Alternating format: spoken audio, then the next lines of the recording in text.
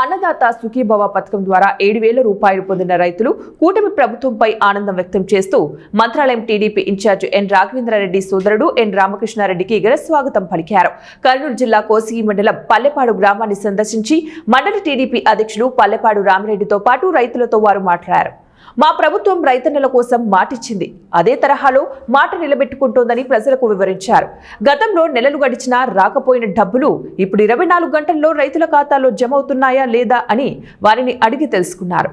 కూటమి ప్రభుత్వం తీసుకొచ్చిన సూపర్ 6 పథకాలతో రైతుల జీవితం మారుతుందని, రైతులు బలంగా ఉంటే మనం కూడా ఆరోగ్యంగా ఉంటామని వారన్నారు. ఈ కార్యక్రమంలో market yard chairman Narsireddy, society chairman Nadigini Ayyanna, మాజీ జెడ్పీటీసీలు తోవి రామకృష్ణ తదితరులు పాల్గొన్నారు.